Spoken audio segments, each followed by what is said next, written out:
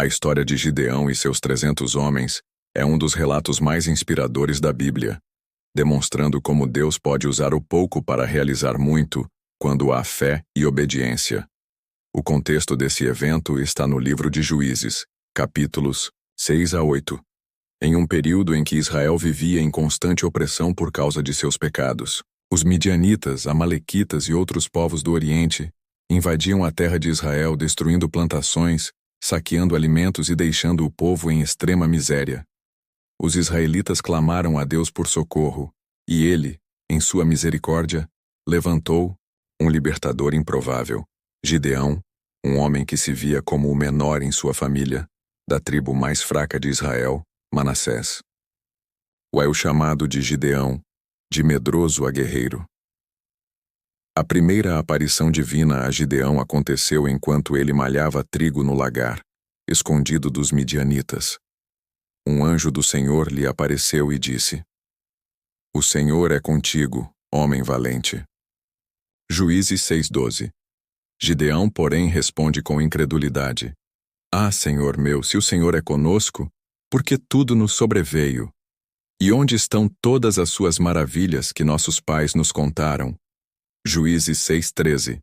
Deus então lhe assegura que ele seria o instrumento de libertação. Mesmo hesitante, Gideão pede um sinal. Oferece uma oferta e o anjo a consome com fogo, desaparecendo em seguida. Gideão reconhece que viu o Senhor face a face e teme, mas Deus o tranquiliza. A destruição do altar de Baal e a preparação para a batalha. Antes de enfrentar os midianitas, Gideão precisava demonstrar sua lealdade a Deus. Por ordem divina, ele derrubou o altar de Baal que pertencia a seu pai e cortou o poste ídolo, Asherá, que estava ao lado. Em seu lugar, construiu um altar ao Senhor e ofereceu um novilho em holocausto.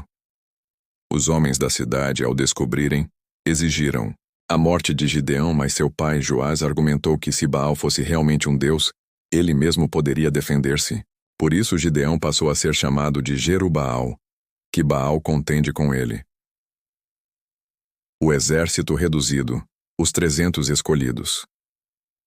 Quando os midianitas e seus aliados se reuniram no vale de Jezreel para atacar Israel, o Espírito do Senhor revestiu Gideão, que tocou a trombeta e convocou um exército. 32.000 homens se apresentaram, mas Deus disse que eram muitos. "O povo que está contigo é demais para eu dar os midianitas em sua mão, a fim de que Israel não se glorie contra mim, dizendo: a minha mão me livrou." Juízes 7.2. Primeiro Deus ordenou que Gideão dispensasse todos os que estivessem com medo. 22.000 homens se retiraram, restando apenas 10.000. Mas ainda era demasiado.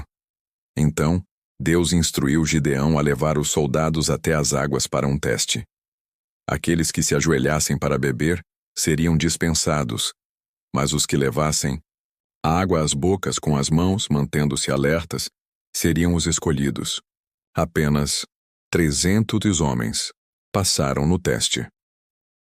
A estratégia divina: tochas, cântaros e trombetas.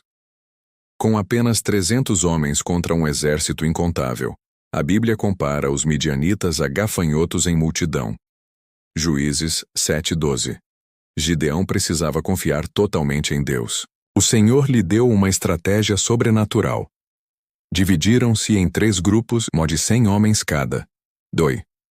Cada soldado recebeu uma trombeta, um cântaro vazio e uma tocha acesa dentro do cântaro. À meia-noite, eles se posicionaram ao redor do acampamento midianita, Sudoner, ao sinal de Gideão. Quebraram os cântaros expondo as tochas, tocaram as trombetas e gritaram: "Espada pelo Senhor e por Gideão." O efeito foi devastador. Os midianitas, em completo pânico, começaram a lutar entre si e fugiram em debandada. Gideão e seus homens perseguiram os sobreviventes, capturando e derrotando seus líderes, incluindo os reis Zebá e Zalmuna. Lições da vitória de Gideão e os 300. 1. Deus não depende de números. A vitória não veio pela força humana, mas pelo poder divino, Zacarias 4:6. 2. A obediência precede a bênção. Gideão seguiu cada instrução, mesmo quando parecia ilógica. A fé supera o medo. Gideão começou temeroso, mas tornou-se um herói pela confiança em Deus. A glória pertence a Deus. O método incomum garantiu que Israel não se vangloriasse. Azumi. Conclusão. O poder de Deus na fraqueza humana. A história de Gideão e os 300 é um lembrete de que, quando nos rendemos a Deus, Ele transforma nosso pouco em muito, nossa fraqueza em força e nosso medo em ousadia. Assim como Davi enfrentou Golias e Jesus alimentou uma multidão com 5 pães e 2 peixes, Deus continua operando milagres através daqueles que confiam nele. Não por força nem por poder, mas pelo meu espírito, diz o Senhor dos Exércitos. Zacarias 4:6.